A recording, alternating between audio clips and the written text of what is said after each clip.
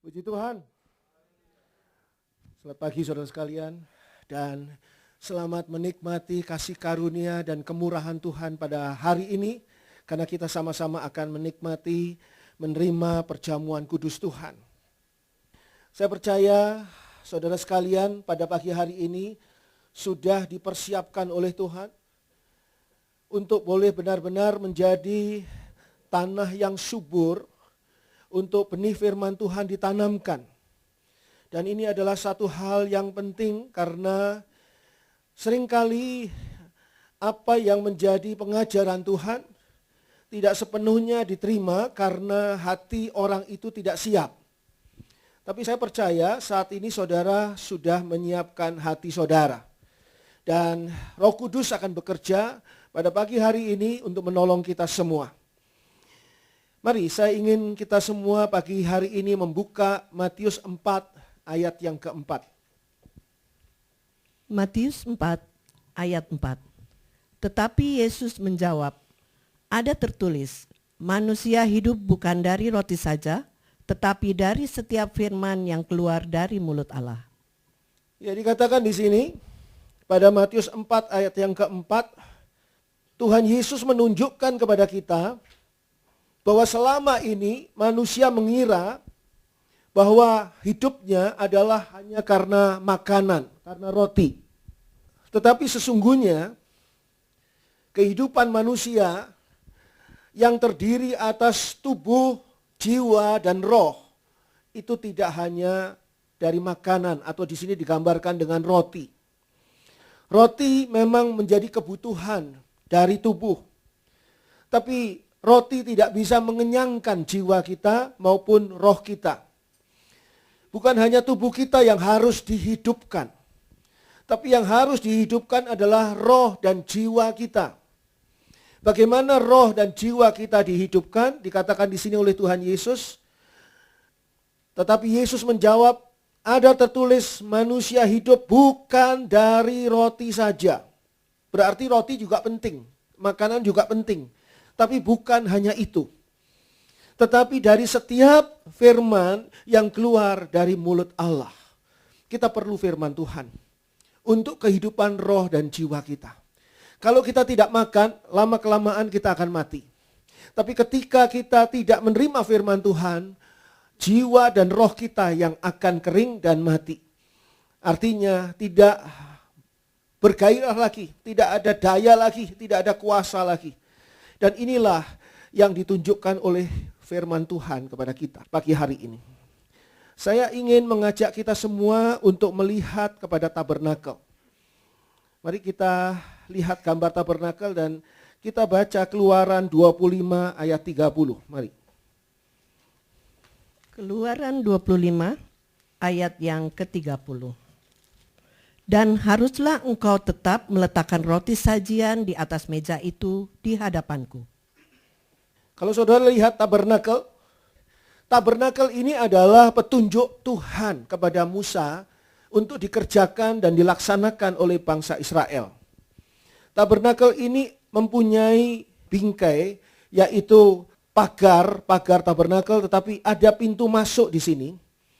Pintu masuk di sini adalah tempat di mana orang bisa masuk ke dalamnya, ke dalam tabernakel ini. Pintu masuk ini, gerbang ini adalah orang yang masuk ke dalamnya. Dan ini merupakan gambaran orang-orang dunia yang terpanggil. Orang-orang dunia yang terpanggil dari luar masuk ke dalam tabernakel. Dan di dalam tabernakel ada gambaran yang sangat jelas di mana kita sama-sama akan menerima apa yang Tuhan tunjukkan di sini di dalam tabernakel ini, yaitu ketika orang itu masuk, mereka masuk ke dalam halaman tabernakel. Ini adalah halaman tabernakel. Halaman tabernakel di sini adalah proses pertama kali kita mengenal tentang keselamatan yang datangnya dari Tuhan Yesus. Di sana ada mezbah korban bakaran. Mezbah korban ini adalah gambaran Tuhan Yesus yang mati di atas kayu salib menebus dosa kita. Dan di sana juga ada yang namanya bejana pembasuhan. Bejana pembasuhan ini adalah gambaran pengampunan dari semua kesalahan dan dosa kita. Sedangkan ketika kita masuk lagi ke dalamnya, ada daerah yang namanya atau ruang yang namanya ruang kudus. Dan di dalam ruang kudus ini kita lebih belajar lagi mengenal lebih dekat kepada Allah, dan hubungan kita kepada Allah sudah bisa dimulai dengan baik. Lalu setelah itu ada ruang Maha Kudus, di mana di situ adalah gambaran tempat hadirat Allah berada.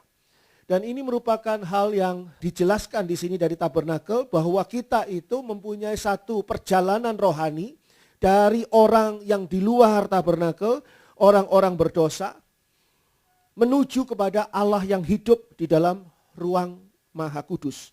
Ruang Maha Kudus ini adalah gambaran hadirat Allah.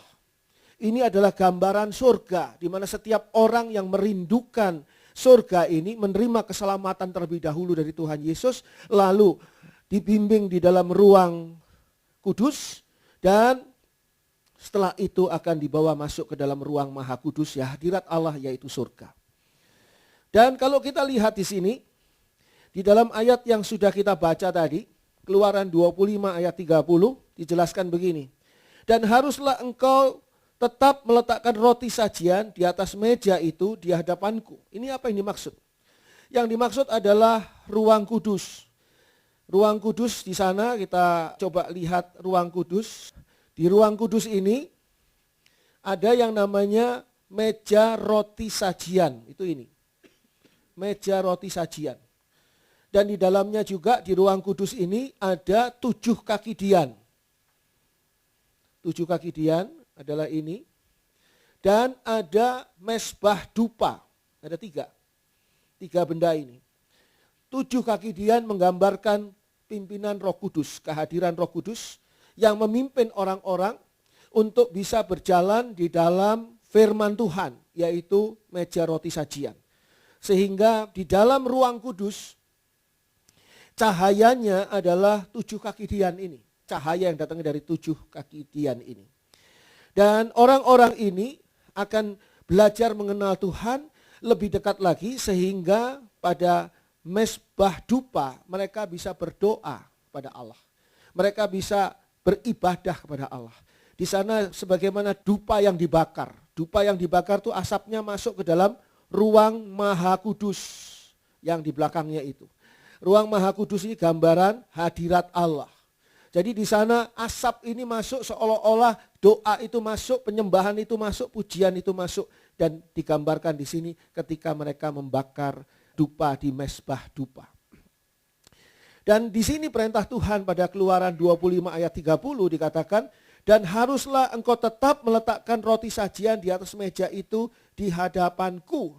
Jadi tidak boleh roti sajian itu tidak ada di meja roti sajian.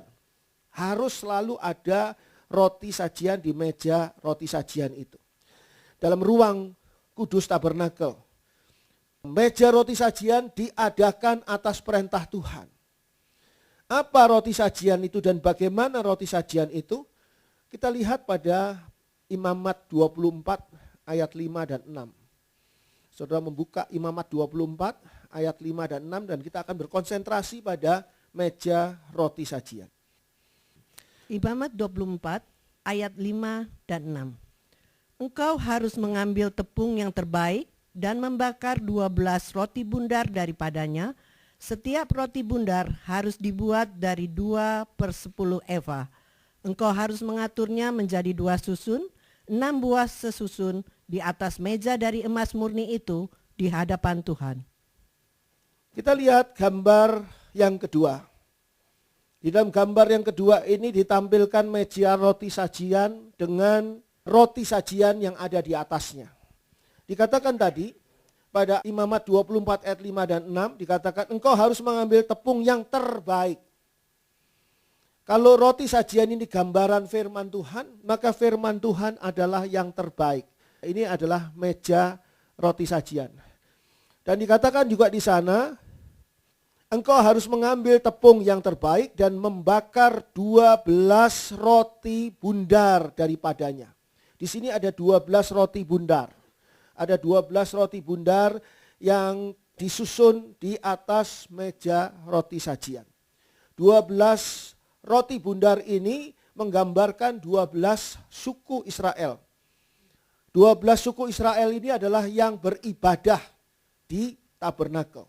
Jadi yang beribadah di tabernakel adalah bangsa yang khusus, bangsa yang dikuduskan Tuhan, yaitu bangsa Israel. 12 suku Israel digambarkan dengan 12 roti bundar. Artinya firman Tuhan yang digambarkan oleh ke-12 roti bundar ini adalah untuk makanan rohani bagi ke-12 suku Israel itu. Supaya kerohaniannya boleh tetap segar, sehat, dan bertumbuh.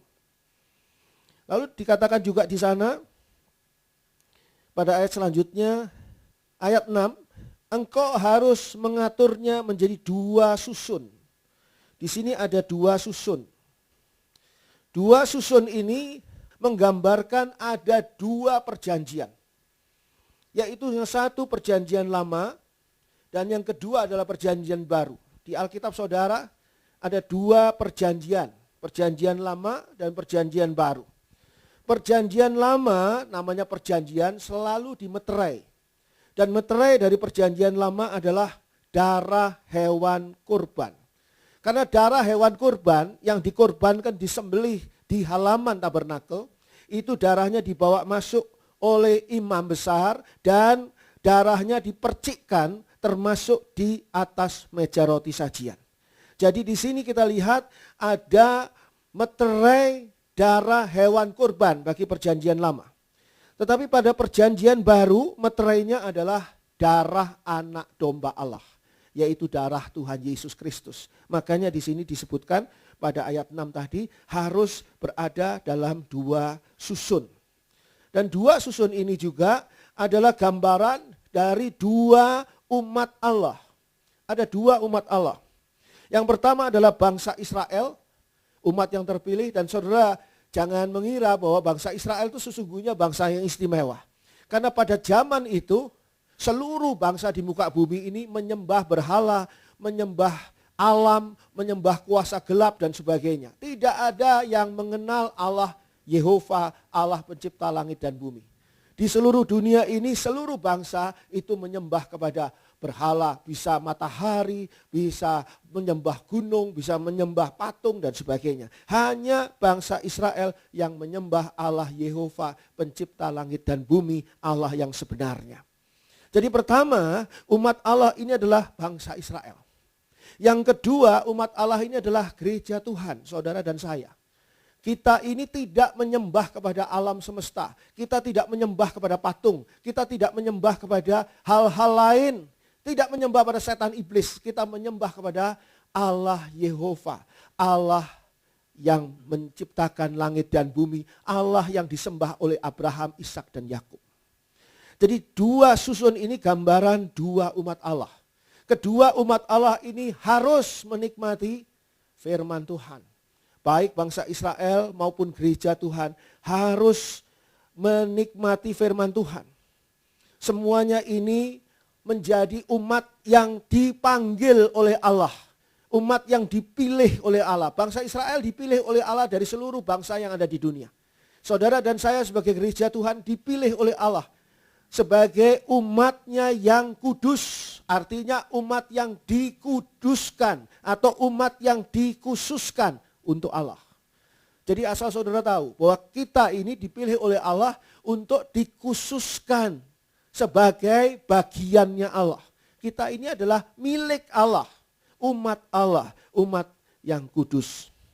Lalu dikatakan juga pada ayat 6 tadi, engkau harus mengaturnya menjadi 2 susun, 6 buah sesusun. Ini masing-masing terdiri dari 6 lembar atau 6 buah setiap susun.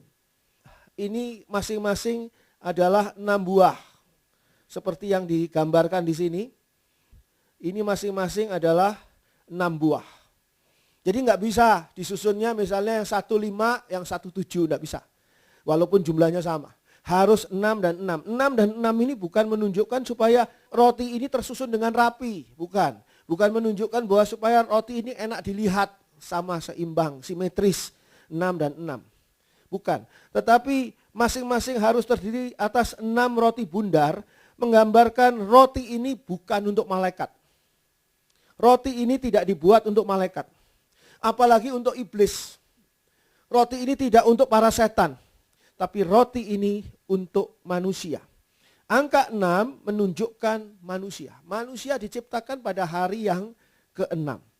Sehingga di sini roti ini, firman Tuhan ini adalah bukan untuk malaikat. Firman Tuhan ini bukan untuk iblis dan makhluk lainnya. Firman Tuhan ini adalah untuk manusia. Itu sebabnya kita tidak mengabarkan Injil kepada malaikat. Kita tidak mengabarkan Injil kepada setan iblis supaya setan iblis bertobat. Enggak. Kita juga tidak mengabarkan Injil kepada anjing peliharaan kita supaya anjing kita bertobat. Enggak. Firman Tuhan ini adalah sepenuhnya untuk manusia yang diciptakan pada hari yang ke-6. Jadi saudara lihat di sini, Tuhan memerintahkan pembuatan meja roti sajian bersama dengan roti sajiannya untuk menunjukkan kepada kita bahwa penting sekali kita menerima roti yang datangnya dari Tuhan. Kita menerima makanan rohani. Itu sebabnya kita mendengarkan firman Tuhan. Mendengarkan firman Tuhan itu bukan untuk belajar teologi supaya selesai mendengarkan firman Tuhan saudara menjadi sarjana teologi. Oh bukan. Itu adalah tugas mahasiswa-mahasiswi yang ada di sekolah teologi. Mendengarkan firman Tuhan adalah supaya roh dan jiwa saudara bisa hidup benar-benar menghadapi segala situasi yang ada. Saya ingin beritahukan kepada saudara semua, ingatkan kembali bahwa yang menjadi pemimpin di dalam diri kita ini adalah roh kita, bukan tubuh kita. Roh kitalah yang membuat tubuh kita berlaku seperti itu, berperasaan seperti itu, melakukan hal ini, berpikir seperti itu. Ketika saudara memikirkan sesuatu yang salah dan saudara sadar, saya nggak pantas berpikir seperti ini. Maka saudara buang pikiran itu. Itu yang melakukannya, mengambil keputusan untuk membuang pikiran yang salah itu adalah roh saudara. Ketika saudara punya perasaan yang keliru, saudara mungkin marah pada seseorang dan saudara sadar, iya ya saya nggak boleh marah begini. Lalu saudara buang marah itu dan saudara mulai mengampuni orang itu, yang memerintahkan ini adalah roh saudara. Kalau tubuh saudara memang saudara bisa lihat dari cermin. Bagaimana, apakah sudah rapih rambut saudara? Apakah alis yang saudara gambari enggak melenceng sebelah gitu? Sebelah lengkung, sebelah lurus? Enggak, semuanya sudah bagus, lipstik dan sebagainya sudah rapi. Saudara bisa lihat di cermin. Ketika saudara mau mengetahui tentang jiwa saudara, maka saudara tinggal, oh ya saya bisa berpikir ya, saya bisa menganalisa, saya bisa belajar sesuatu dan mengerti dengan pikiran saya. Itu adalah bagian dari jiwa saudara. Ketika saudara mempunyai perasaan yang terbawa oleh drakor yang saudara tonton, sehingga saudara menangisi orang yang tidak saudara kenal itu di dalam sinetron tadi, aduh kasihan sekali si Andin ini ya, luar biasa kasihannya ini. Pakai hilang, pakai terprosok, sial terus sih dia gitu ya. Aldebaran tuh gimana sih? Sekarang Aldenya bukan Aldebaran, adanya Aldi. Ini adalah satu hal yang menunjukkan bahwa saudara punya perasaan. Dan perasaan itu adalah bagian dari jiwa saudara. Sehingga orang yang terganggu jiwanya, pikirannya juga terganggu, perasaannya juga terganggu. Enggak ada yang lucu, dia ketawa sendirian di pojok jalan. Enggak ada yang mendengarkan dia ceramah di perempatan jalan. Itu orang terganggu jiwanya. Tapi bagaimana saudara mengetahui roh saudara? Saudara tidak bisa melihat di cermin, saudara juga tidak bisa merasakannya. Kenapa? Karena roh itulah Tuhan kita. Dan dengan roh itu kita menerima, mempercayai penebusan Tuhan Yesus Kristus. Sehingga kita diperbarui. Dan disinilah kita lihat bahwa roh kita, kadang-kadang badan kita sih sehat. Tapi roh kita seringkali sakit. Orang mungkin tidak kena COVID. Tapi dia kena ketakutan atas COVID. Sehingga ketakutan atas COVID ini membuat dia paranoid. Atau nama bekennya Parno. Bukan nama orang, tapi paranoid itu artinya. Takut sekali dengan segala sesuatu. Sehingga mau apa juga semprot. Mau pegang apa semprot dulu. Mau kemana semprot dulu. Dan ini adalah hal yang menunjukkan dia mempunyai kegelisahan di dalam hatinya. Belum lagi kalau dia memikirkan sesuatu. Tadinya senang, tiba-tiba dia memikirkan sesuatu yang menakutkan. Tahun depan anak saya dari SMA akan masuk perguruan tinggi. Lalu uangnya pakai apa ini? Apalagi dia masuk ke perguruan tinggi yang mahal harganya. Tahun depan anak saudara masuk perguruan tinggi, tapi stresnya dari sekarang. Dan itu adalah adanya di mana? Di pikiran saudara yang diakibatkan oleh roh saudara yang menggunakan pikiran itu. Dari situ saudara bisa mengalami stres dan akhirnya stroke. Yang stroke itu memang badan. Tidak ada jiwa yang stroke atau roh yang stroke. Yang stroke badan. Tapi akibat dari apa? Akibat dari stres. Dari stres yang ada sebelumnya. Menyumbat ini, itu dan banyak sekali terjadi di dalam tubuh kita. Makanya firman Tuhan bilang, kamu perlu bukan cuma roti loh. Roti perlu, makanan perlu. Tapi yang kamu butuhkan adalah juga firman Tuhan. Makanya ketika saudara mendengar firman Tuhan, harusnya saudara buka hati saudara. Ini kebutuhan rohani saya. Ini kebutuhan roh dan jiwa saya. Mari saya ajak saudara membuka Yohanes 6 ayat 35. Yohanes 6 ayat yang ke-35. Kata Yesus kepada mereka, Akulah roti hidup. Barang siapa datang kepadaku, ia tidak akan lapar lagi. Dan barang siapa percaya kepadaku, ia tidak akan haus lagi. Tuhan Yesus berkata, dan ini pernyataan Tuhan Yesus yang sangat jujur. Sangat belak-belakan, sangat serius.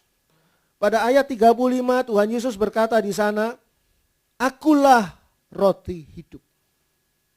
Akulah roti hidup. Kalau roti itu bisa memberi kesehatan dan bisa memberi kekuatan pada tubuh kita.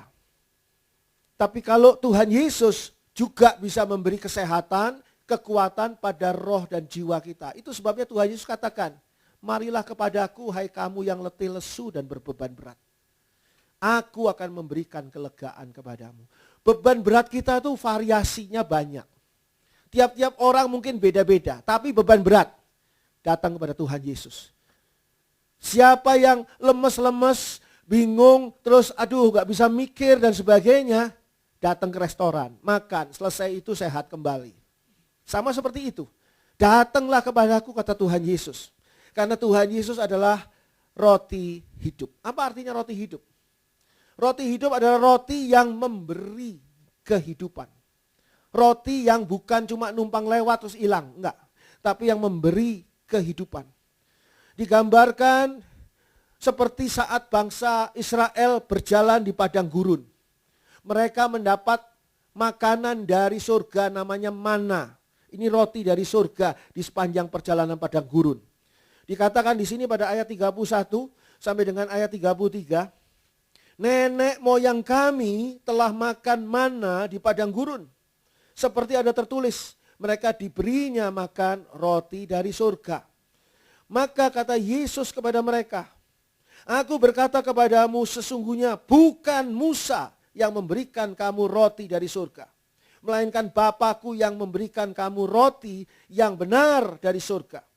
Karena roti yang dari Allah ialah roti yang turun dari surga dan yang memberi hidup kepada dunia. Kalau saudara mendengarkan firman Tuhan yang saya bawakan dan saudara kena dengan firman Tuhan itu, saudara mengalami perubahan dalam hidup saudara karena firman Tuhan yang saya bawakan, atau saudara mengalami bahkan mujizat Tuhan karena firman Tuhan yang dibawakan, itu bukan karena saya.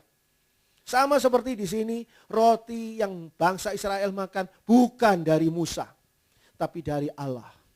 Sehingga tidak patut seorang hamba Tuhan itu berbangga diri dengan sesuatu prestasi apa yang sudah menjadi pelayanannya.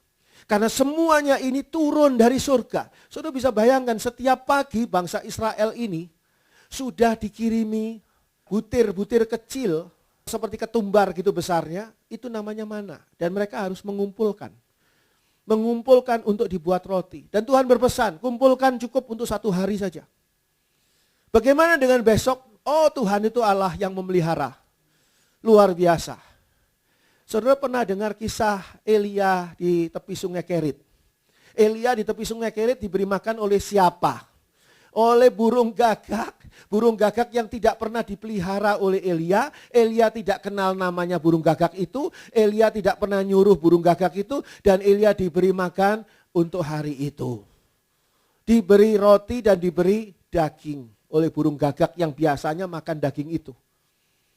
Lalu bagaimana dengan besok? Elia tidak bikin dendeng, tidak. Tidak, simpen, besok takutnya burung gagak itu lagi terbang dicepret anak nakal. Jatuh burung gagak itu. Nanti saya nggak dapat roti. Atau burung gagak itu lupa, ketiduran dia di dahan. Terus nggak ada. Elia nikmati hari itu dan besok burung gagak datang lagi. Saya berpikir ini burung gagaknya mungkin lain-lain ini. Nggak burung gagak itu juga loh. Dan Elia tetap tidak kenal burung gagak itu. Bahkan burung gagak itu tidak mampir di Elia. Dia menjatuhkan saja. Itu adalah pemeliharaan Allah yang luar biasa. Dan ketika bangsa Israel berjalan dari Mesir menuju Kanaan, mereka tidak bisa menanam gandum. Karena mereka berjalan, moving mereka. Mereka berjalan terus. Jadi apa yang Allah lakukan? Allah tidak pernah kekurangan akal. Tolong titip pesan buat saudara masing-masing, buat kita masing-masing. Allah tidak pernah kekurangan akal untuk menolong kita. Allah tidak pernah kekurangan akal untuk memelihara kita. Kita mungkin kekurangan akal, kehilangan akal, kehabisan akal. Menghadapi jalan buntu ini apa yang harus saya lakukan? Nggak tahu saya. Nggak tahu, sungguh-sungguh nggak tahu. Tapi Allah tidak pernah menghadapi jalan buntu. Allah tidak pernah kehabisan akal. Selalu ada saja caranya yang luar biasa. Selalu ada saja caranya yang luar biasa. Hidup dalam kekeringan enak atau tidak? Tidak enak. Tapi kalau Elia tidak hidup dalam kekeringan, dia tidak mengalami burung gagak yang tidak pernah dia pelihara itu datang memberi makan. Perjalanan bangsa Israel di padang gurun, tidak enak. Mereka harus melewati daerah selatan. Dari Mesir menuju Kanaan lewat daerah selatan. Daerah selatan lebih panjang, lebih muter. Lewati padang gurun. Kenapa nggak lewat utara, lewat tanahnya orang Filistin? Bangsa Israel tidak berhadapan dengan Filistin pada waktu itu. Dia berhadapan dengan bangsa-bangsa lain yang bertemu di padang gurun. Tapi kenapa tidak lewat utara? Lewat utara lebih cepat. Lebih singkat. Itu adalah jalur yang dipakai oleh Abraham yang berjalan menuju Kanaan ditunjukkan oleh Allah. Tapi mengapa bangsa Israel harus melewati padang gurun? Kalau mereka tidak melewati padang gurun, mereka tidak mengalami serangkaian mujizat Tuhan dan pertolongan Tuhan di sana. Jadi kalau saudara sekarang harus melewati padang gurun, harus melewati kondisi yang tidak enak, ucapkan syukur, terima kasih Tuhan untuk situasi yang buruk ini. Ini situasi buruk tetap buruk. Tapi dalam situasi buruk ini, Tuhan, Engkaulah yang pasti akan melakukan keajaiban-Mu yang luar biasa. Nantikan saudara lihat mujizat Tuhan terjadi dalam hidup saudara. Jangan ngomel. Ketika saudara menghadapi situasi yang buruk, jangan ngomel. Karena situasi yang buruk itu Tuhan pakai untuk mendatangkan kebaikan bagi mereka yang mengasihi Dia. Ini adalah sungguh hal yang luar biasa. Bangsa Israel makan roti surga, roti hidup. Saudara sadar nggak? Ada proses yang misterius. Ini khususnya bagi kita semua ya, orang biasa nih, orang awam. Kita bukan dokter, kita juga mungkin bukan ahli gizi. Saudara pernah berpikir enggak, ada proses misterius dari roti yang saudara makan, dari nasi padang yang saudara makan, dari Chinese food yang saudara makan, dari steak yang saudara makan, itu berubah, entah gimana caranya, di dalam diri kita menjadi energi. Sehingga saudara segar, energi, bisa berpikir kembali, bisa bekerja kembali, bisa kuat kembali. Dan bisa berubah menjadi pertumbuhan bagi diri saudara. Dulu waktu saudara lahir dari ibu saudara, saya jamin, saya nggak pernah ketemu dengan ibu saudara semua mungkin ya. Beberapa orang saya tahu. Tapi saya tidak pernah ketemu. Tapi pada waktu saudara lahir, saya jamin saudara tidak sebesar ini. Saya kumisan, nggak lahir tuh, wah langsung kumisan, nggak ada. Saya masih kecil, bayi. Bayi bahkan nggak bisa dikenali. Aduh, ini mirip siapa ya? Mirip papahnya atau mirip mamahnya? Semua bayi itu hampir sama lah, kayak gitulah bayi itu. Dan nanti berubah. Kok bisa ya? Kepala bayi yang sekecil itu bisa menjadi kepala yang sebesar ini. Bukan besar kepala ya, tapi kepala yang tulang-tulangnya bisa tumbuh, dagingnya. Oh, kenapa saudara bisa tumbuh menjadi orang yang besar? Kenapa? Kata mamahnya, ya dikasih makan. Iya betul juga ya. Betul juga ya. Tapi misterius enggak? Dari makanan, dari roti, dari yang segala saudara makan, berubah menjadi energi, berubah menjadi pertumbuhan bagi jasmani saudara. Aneh enggak? Pikirkanlah ini. Ini aneh loh. Karena kita tidak mengerti. Mengerti sedikit-sedikit lah karena kita pernah belajar biologi pada zaman SMP atau SMA. Tapi kita sesungguhnya tidak terlalu ngerti gimana sih prosesnya. Bagaimana prosesnya? Bagaimana di dalam tubuh ini segala makanan itu diubah untuk sebuah energi atau pertumbuhan bagi tubuh, tulang, daging kita. Jaringan-jaringan kita yang rusak diganti dengan pertumbuhan itu. Begitu juga ada proses misterius. Dari sejak saudara menerima firman Tuhan, sampai saudara menghasilkan energi rohani. Mungkin ada orang yang berkata gini, Pak Andri, saya itu sedang punya masalah hutang. Sedangkan khotbahnya Pak Andri ini tidak ada sama sekali nyinggung hutang. Lalu gimana penyelesaian masalah saya? Saya di rumah digedor-gedor sama penagih hutang. Kalau orang dunia mungkin bisa dua hal. Siapa suruh lu utang? Emangnya masalah gua, rasain lu. Bisa gitu. Atau yang lain lagi, bisa caranya menyelesaikan utang, yaitu dengan utang pada saya. Untuk nutupi utang itu. Oh iya ya, bagus juga ya. Tapi nanti kalau sudah waktunya, kita juga mengeluarkan orang-orang penagih hutang yang jauh lebih kasar dan lebih jahat dibandingkan dengan yang kemarin ke orang ini. Jadi gimana jalan keluarnya? Pak Andri, ini firman Tuhan gak ada hubungannya dengan masalah saya masalah rumah tangga. Firman Tuhan jelaskan tentang roti. Emangnya kita ini mau diajari bikin roti? Gimana sih? Ada proses misterius. Dari sejak saudara mendengar firman Tuhan, saudara mengerti firman Tuhan, sampai firman Tuhan itu menjadi sebuah energi rohani. Sampai firman Tuhan itu menjadi sebuah pertumbuhan rohani. Sampai firman Tuhan itu menjadi sebuah tindakan Tuhan yang ajaib dalam hidup saudara. Pertumbuhan rohani. Emangnya saudara kerasa waktu saudara tumbuh jasmani saudara? Ketika saudara tumbuh jasmani saudara, pagi-pagi sebelum pergi ke sekolah, waktu itu kelas 2, 3 SD, saudara makan sarapan dari ibu saudara. Terus lo kok tumbuh ya? Kerasa? Enggak kerasa. Begitu juga pertumbuhan rohani. Enggak kerasa. Prosesnya bagian tubuh rusak. Apakah bisa dirasakan oleh orang itu? Enggak kerasa. Orang yang sampai hari ini masih merokok, saya nasihati, berhentilah rokok.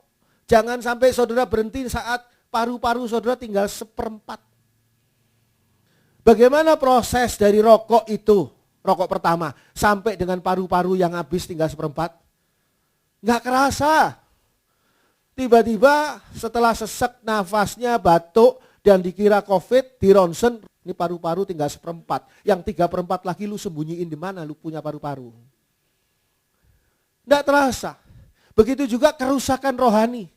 Orang yang rohaninya sudah luar biasa, kalau dia tidak dengar firman Tuhan, maka rohaninya akan menurun, dan akhirnya rusak, mati, hancur. Itu sebabnya ada proses yang misterius dari sejak menerima firman Tuhan sampai saudara mengalami sesuatu dari firman Tuhan itu. Kalau saudara percaya bahwa firman Tuhan yang hari ini, yang saat ini saudara dengar akan menjadi suatu jalan keluar bagi hidup saudara, rasakan. Nanti jalan keluar bagi masalah saudara ada. Padahal firman Tuhan tidak sedang berkhotbah tentang masalah saudara. Karena firman Tuhan itu ajaib. Kalau roti saja kita makan bisa jadi energi dengan cara misterius, masa firman Tuhan yang masuk dalam hati kita, masuk dalam roh kita, tidak mengubah diri kita secara misterius? Oh, pasti mengubah diri kita secara misterius. Roma 10 ayat 17. Roma 10 ayat yang ke-17. Jadi, iman timbul dari pendengaran dan pendengaran oleh firman Kristus. Firman Tuhan mampu memberikan kepada kita pencerahan. Firman Tuhan itu mengandung pengetahuan yang luar biasa dan membuat kita bisa menerima pencerahan dari firman Tuhan itu sehingga kita bisa lebih bijaksana di dalam menjalani kehidupan. Firman Tuhan juga bisa memberikan pemahaman baru. Saudara yang belum pernah mengetahui tabernakel, saudara yang belum pernah mengetahui ruang kudus, saudara yang belum pernah mengetahui meja roti sajian, hari ini mendapatkan pemahaman baru. Oh, ada ayat yang berbicara tentang tabernakel ya. Saya kira tabernakel ini nama dari jemaat gereja GPKDI Tabernakel Kasih ini nama yang dikarang-karang oleh Pak Andri. Bukan, ini tabernakel itu gambaran tempat ibadah, rumah Allah. Oh, ternyata di dalam tabernakel itu ada halaman, ada ruang kudus, ada ruang maha kudus. Baru tahu loh saya. Nah, ini menambah pemahaman baru. Ternyata ada meja roti sajian. Yang setiap kali rotinya diganti tapi harus terus ada rotinya. Baru tahu saya. Saya sudah Kristen 30 tahun tapi saya baru tahu tentang tabernakel. Mungkin enggak masalah. Ini memang firman Tuhan memberikan pemahaman baru. Firman Tuhan juga bisa memberikan semangat baru. Orang yang sudah putus asa, sudah tidak punya semangat hidup, tidak punya gairah hidup, mendengar firman Tuhan seolah-olah disuntik dengan semangat baru. Oh iya, Tuhan Yesus mengasihi saya. Karena itu Tuhan Yesus akan menolong saya. Keluar dari permasalahan saya, ada semangat baru. Firman Tuhan juga memberikan energi rohani lainnya kepada kita. Ada energi rohani yang bekerja di dalam roh kita, bekerja dengan ajaib. Tapi yang paling penting di sini, dikatakan pada Roma 10 ayat 17, adalah firman Tuhan itu mendatangkan iman. Faith comes from hearing the message. Itu dituliskan di New International Version. Datangnya iman itu, munculnya iman itu adalah dari firman Tuhan. Kita semua ketika lahir gak tahu ada Allah. Boro-boro. Coba anak kecil yang umur 1 tahun, sudah tanyai, mana papa ini, mana mama itu, mana Allah, bingung dia. Yang gak tahu lah, bagaimana kita bisa merasakan, memastikan keberadaan Allah dalam hidup kita? Melalui iman.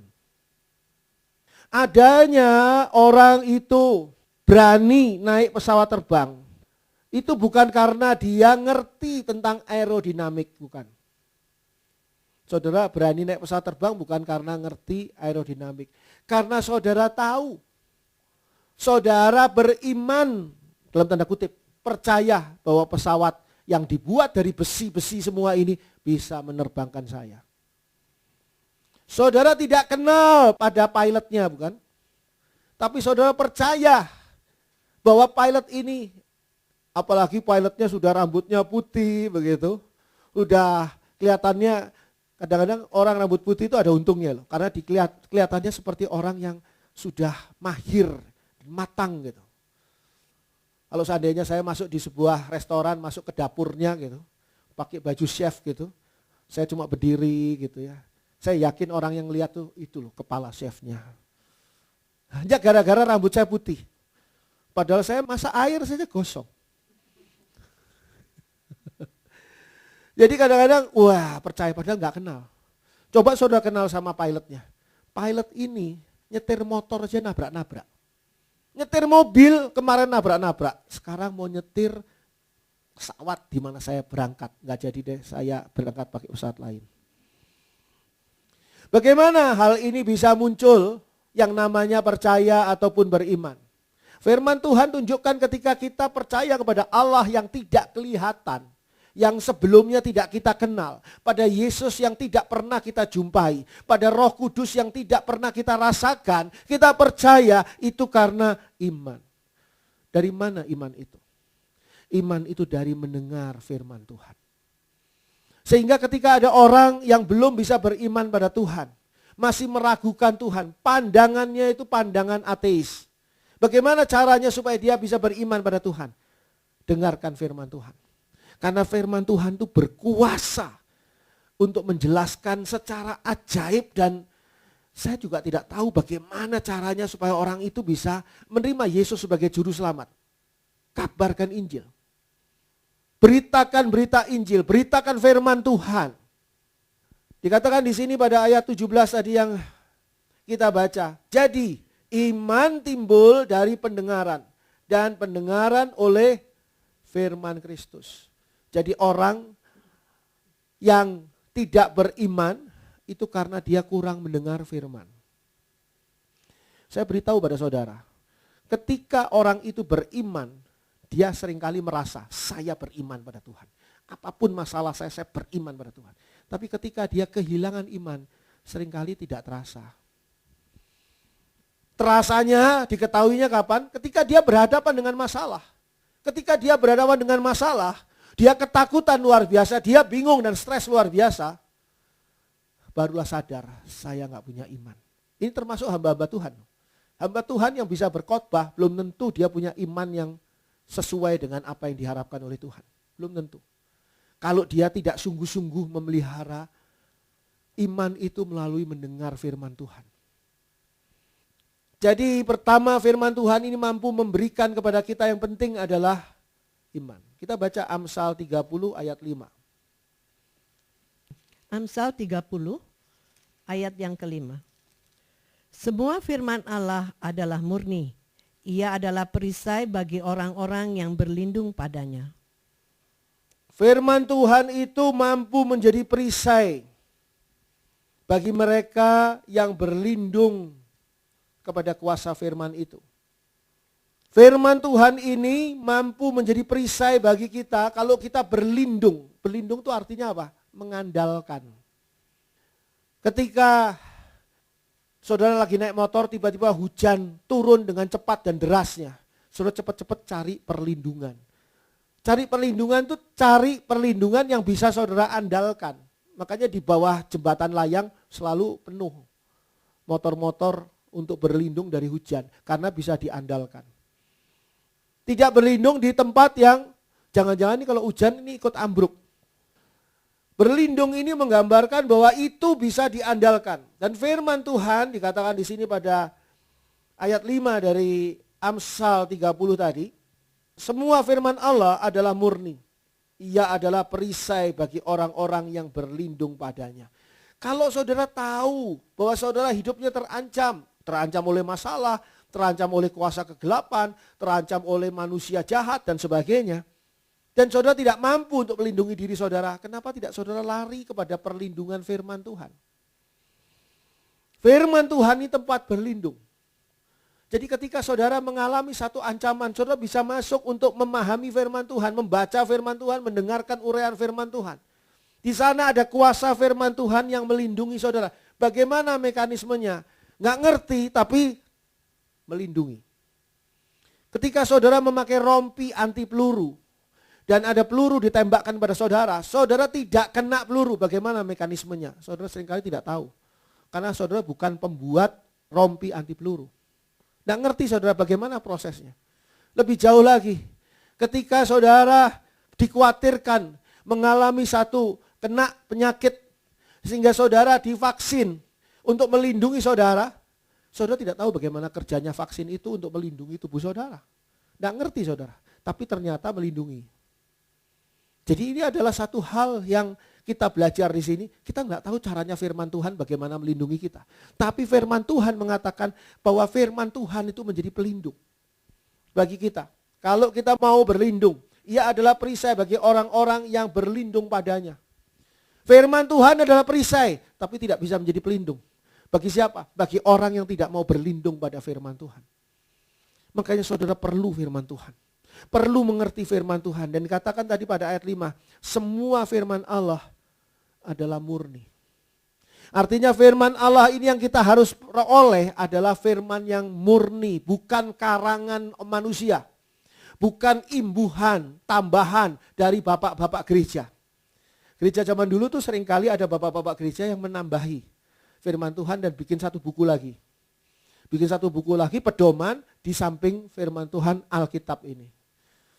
Dan itu bukan firman Tuhan, itu adalah pemikiran bapak-bapak gereja. Apakah itu baik? Ya mungkin baik, tapi bukan firman Tuhan. Firman Tuhan adalah apa yang dikatakan oleh Alkitab ini. Yang murni, tidak boleh yang dipelintir-pelintir oleh hamba Tuhan.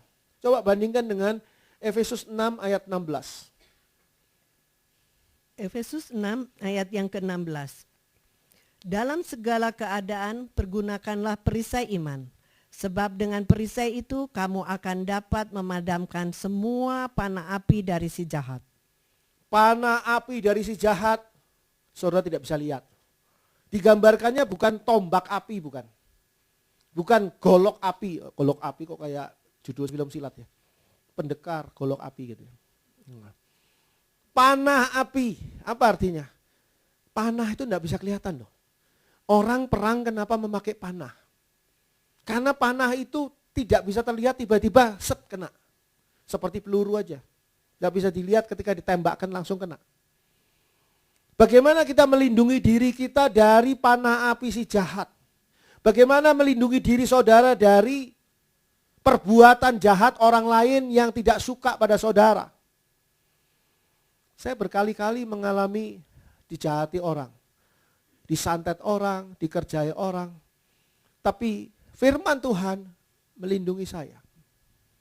Di sini dikatakan pada Efesus 6 ayat 16 tadi, dikatakan begini, dalam segala keadaan pergunakanlah perisai iman. Dalam segala keadaan, dalam masalah bisnis, dalam masalah rumah tangga, dalam masalah kesehatan, dalam masalah apapun juga, dalam keadaan apapun juga, pergunakanlah perisai iman.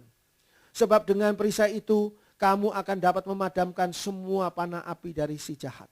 Tapi bagaimana kalau ternyata kualitas iman kita turun? Kita tidak tahu bahwa kualitas pelindung kita ini sekarang sudah expired. Sudah kadaluarsa. Sehingga panah api si iblis itu masuk menyerang kita. Dulu ketika saya di awal-awal pelayanan saya, mereka yang ikut bersama dengan atau pernah hadir bersama dengan saya pada waktu itu, Pak Domingus juga sudah mensupport saya pada waktu itu. Kami ibadah di satu rumah kecil. Dan pembantu rumah itu sangat tertarik pada berita Injil. Saya injili dan dia mau terima Tuhan Yesus sebagai juru selamat. Dan pembantu ini setiap kali ikut ibadah. Tapi suaminya itu marah. Marah karena pembantu ini menjadi orang yang percaya pada Tuhan Yesus. Padahal suaminya juga bekerja pada saya. Dan setiap kali ada ibadah ini suaminya nunggu di luar. Saya suruh tunggu di luar untuk apa? Karena dia tidak mau ikut masuk. Tunggu di luar untuk jaga sepeda motor dari orang-orang jemaat yang datang. Enggak banyak jemaatnya. Tapi ada motor-motornya, ada mobil juga di sana. Dan suami ini mendengarkan firman Tuhan, sayup-sayup yang saya bawakan. Tapi dia marah pada saya. Suatu ketika suami ini menggelepar di depan saya. Dengan menekan dadanya yang sangat sakit. Saya bilang, kenapa? Aduh Pak, ini dada saya sangat sakit. Oh saya pikir serangan jantung ini. Bawa ke dokter. Ahli jantung. Dokter jantung bilang, enggak ada apa-apa Pak. Enggak ada apa-apa, ini jantungnya sehat. Tapi kenapa dia ngalami seperti ini? Saya tanya pada suami ini. Akhirnya dia ngaku, Pak maaf. Saya itu minta tolong kepada teman saya yang pandai mengguna-guna, pakai ilmu gelap. Mau membuat supaya jantung saya ini, jantung pendeta Andri ini, mengkerut jadi kecil. Tapi ternyata bukan jantung saya yang mengkerut jadi kecil, jantungnya dia yang kesakitan dan luar biasa. Kenapa? Saya nggak tahu bahkan serangan kuasa gelap itu. Tapi kuasa gelap itu menyerang. Dan pada saat itu ada perisai iman yang saya gunakan. Beriman pada kuasa Tuhan Yesus. Bagaimana proses kerjanya saya tidak tahu. Saya tidak sadar bahkan. Dia yang minta maaf. Dan akhirnya saya tanya, mau nggak kamu didoakan dalam nama Tuhan Yesus supaya kamu sembuh? Ya namanya orang sakit, ya mau saja. Ya kan? Mau Pak, sungguh mau. Percaya kamu Tuhan Yesus bisa menyembuhkan kamu, saya doakan. Saya doakan dia sembuh. Besoknya dia ajak istrinya pulang ke kampung. Karena dia tetap tidak mau menerima Yesus sebagai juru selamat.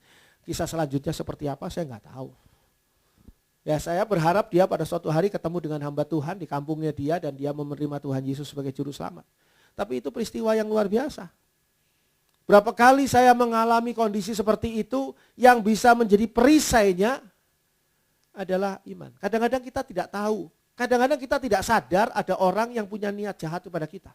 Lalu mereka memakai kuasa kegelapan. Saya beritahukan kepada saudara, kuasa kegelapan, kuasa setan iblis, kuasa santet dan sebagainya ini benar-benar ada loh. Jangan seperti orang-orang yang gak percaya pada COVID. Wah COVID gak ada. Setelah dia kena COVID baru dia percaya, oh iya ya COVID itu ada. Gak bisa dilihat dan berbahaya. Tapi iman kita juga gak bisa dilihat. Perisai kita nggak bisa dilihat. Kita punya satu perisai yang dibangun oleh firman Tuhan. Yaitu iman. Dan itu yang melindungi saudara. Mungkin ada niat-niat jahat siapapun juga gugur dengan perisai iman itu. Mazmur 119 ayat 105.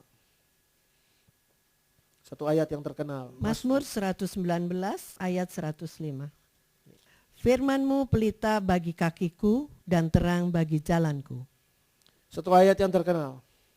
Firman Tuhan itu mampu menjadi penuntun perjalanan kehidupan kita. 1 menit ke depan, 1 jam ke depan apa yang akan terjadi pada kita tidak tahu. Apa yang harus kita pilih dari pilihan ini? Semua kok pilihannya bagus semua ya. Mana yang harus kita pilih? Apakah pilihan kita akan menjadi pilihan yang benar? Kita tidak tahu. Kadang-kadang mungkin kita memilih dalam kebodohan kita memilih sesuatu bencana yang akan datang. Kita punya kehendak bebas, kita punya free will. Karena itu kita memilih, saya pilih yang ini. Gak taunya pilih yang ini, bencana buat yang akan datang. Saudara tidak menyadari hal itu sebelumnya. Siapa ya jodoh saya? Ini kok ada 3 laki-laki ganteng mendekati saya semua. Yang mana ya jodoh saya? Yang ini pinter. Yang ini kaya, yang ini baik sekali orangnya. Yang mana ya? Bingung saudara. Mau kawin 3-3-nya nggak boleh kata pendeta. Jadi yang mana ini? Nggak tahu saudara. Kita tidak tahu akan perjalanan hidup kita apa yang akan kita hadapi dan situasi seperti apa. Apa yang harus kita pilih. Tapi firman Tuhan adalah penuntun perjalanan kehidupan kita. Ayat 105 mengatakan firman-Mu itu pelita bagi kakiku. Kaki kita yang berjalan di tengah-tengah kegelapan. Gak tahu yang mana lobang bisa terprosok. Kalau saudara nginjek gituan, nah itu ya. Itu kayak nyanyian ya, nginjek gituan. Itu masih mending lah. Masih mending bisa dibersihkan. Tapi kalau saudara, pernah gak saudara nginjek gituan? Saya pernah itu dulu. Nyes gitu, kayaknya empuk daerah sini. Tadi itu tanahnya keras, di daerah sini kok empuk ya? Gak tahunya, waduh luar biasa deh. Tapi kalau saudara nginjak ranjau gimana? Gak sempat saudara ngerasakan, langsung jedor, minimal kaki saudara hilang. Masa ada ranjau sih Pak Andri, kan sekarang gak ada perang. Ranjaunya ranjau Jepang zaman dulu, cuma ketinggalan, gak sempat diambil. Saya dulu waktu anak-anak sering main di Gua Jepang ya namanya juga Gua Jepang, gua tempat tentara Jepang di belakang sekolah saya yang terkenal di Malang. Saya di sana sama teman-teman menemukan peluru, menemukan granat zaman dulu tuh. Nah, apa nggak ada ranjau? Bisa saja ada ranjau. Bagaimana kita bisa menghindari semua itu ranjau-ranjau dalam hidup kita? Saudara punya uang, bisnis saudara sukses, diajak kerjasama sama orang lain. Wah, ini kebetulan saya bisa memperluas bisnis saya. Gak taunya kerja sama dia, ditipu saudara, habis malahan. Tadi punya uang, punya perusahaan, sekarang ditipu. Bisa begitu. Apa yang membuat kita tidak terperosok ke sana? Firman Tuhan. Firman-Mu itu pelita bagi kakiku dan terang bagi jalanku, bagi jalan hidupku. Kalau kita lihat seperti ini, maka kita tahu bahwa firman Tuhan itu penuntun hidup kita. Sehingga firman Tuhan itu yang akan menuntun kita untuk menjadi daya pertumbuhan rohani kita. Kalau saudara belok ke sini, pertumbuhan rohani saudara jelek. Tapi kalau saudara belok ke sana, pertumbuhan rohani saudara akan baik. Gimana kita tahu? Dari firman Tuhan. Matius 13 coba kita bandingkan. Matius 13 ayat 23. Matius 13 ayat yang ke-23. Yang ditaburkan di tanah yang baik ialah orang yang mendengar firman itu dan mengerti. Dan karena itu ia berbuah. Ada yang 100 kali lipat, ada yang 60 kali lipat, ada yang 30 kali lipat. Ayat ini sudah saya bawakan di minggu yang lalu. Yang penting di sini adalah apa? Mendengar firman itu dan mengerti. Jadi percuma kalau saudara cuma mendengar firman itu dan gak ngerti apa-apa. Kalau saudara tidak mengerti firman Tuhan khotbah yang saya bawakan ini ada rekamannya. Nanti bisa saudara buka di YouTube dan saudara dengarkan ulang. Harus mengerti. Tetap tidak ngerti, saudara tanya kepada Pak Pendeta Dr. Domingus. Atau pada saya atau pada Pak Evangelis Junius. Dan di sana saudara akan bisa diberikan pengertian. Firman Tuhan itu begini. Saudara harus ngerti firman Tuhan. Harus mengerti. Baca lagi itu ayatnya. Yang ditaburkan di tanah yang baik ialah orang yang mendengar firman itu dan mengerti. Dan karena itu ia berbuah. Ada yang 100 kali lipat, ada yang 60 kali lipat, ada yang 30 kali lipat. Tidak dipersoalkan oleh Tuhan. Kenapa kamu kok cuma 30 kali lipat? Temanmu bisa 100 kali lipat. Oh enggak. Tuhan enggak mempersoalkan itu. Tapi kamu harus berbuah. Ingat khotbah yang minggu lalu. Harus berbuah. Mau cuma 2 kali lipat juga enggak apa-apa. Tapi harus berbuah itu mutlak. Ayat terakhir ingin saya bawakan pada saudara. Yohanes 11 ayat 39 sampai dengan 44. Yohanes 11 ayat 39 sampai dengan 44. Kata Yesus, angkat batu itu. Marta, saudara orang yang meninggal itu berkata kepadanya, Tuhan, ia sudah berbau, sebab sudah 4 hari ia mati. Jawab Yesus, bukankah sudah kukatakan kepadamu, jikalau engkau percaya, engkau akan melihat kemuliaan Allah? Maka mereka mengangkat batu itu. Lalu Yesus menengadah ke atas dan berkata, Bapa, aku mengucap syukur kepadamu karena engkau telah mendengarkan aku. Aku tahu bahwa engkau selalu mendengarkan aku, tetapi oleh karena orang banyak yang berdiri di sini mengelilingi aku mengatakannya, supaya mereka percaya bahwa engkaulah yang telah mengutus aku. Dan sesudah berkata demikian, berserulah ia dengan suara keras, Lazarus, marilah keluar. Orang yang telah mati itu datang keluar. Kaki dan tangannya masih terikat dengan kain kapan dan mukanya tertutup dengan kain peluh. Kata Yesus kepada mereka, bukalah kain-kain itu dan biarkan ia pergi. Lazarus sudah dikubur 4 hari. Bagaimana Tuhan bertindak atas Lazarus yang sudah mati? Tuhan bertindak dengan kuasa firman-Nya. Sebagaimana alam semesta diciptakan oleh firman Allah. Oleh firman Tuhan. Maka Lazarus yang sudah mati 4 hari dibangkitkan. Bukan dengan ramuan, bukan dengan dioles ini Lazarus, mayatnya dipijat-pijat supaya bangun. Enggak. Tapi dengan kuasa firman. Kalau saudara punya roti hidup itu, saudara punya kuasa firman Allah itu, maka tidak ada yang mustahil bagi saudara. Sebab tidak ada yang mustahil bagi Kristus. Kristus adalah firman yang menjadi manusia. Tidak ada yang mustahil bagi firman Allah. Tidak ada yang mustahil bagi Kristus. Tidak ada yang mustahil bagi orang yang memiliki firman Allah. Beriman, katakan di dalam firman Allah. Maka itu terjadi karena kuasa firman Allah. Bukan karena kehebatan saudara. Bukan karena iman saudara. Meskipun saudara harus beriman pada saat mengatakannya. Tapi karena kuasa firman Allah. Puji Tuhan. Amin.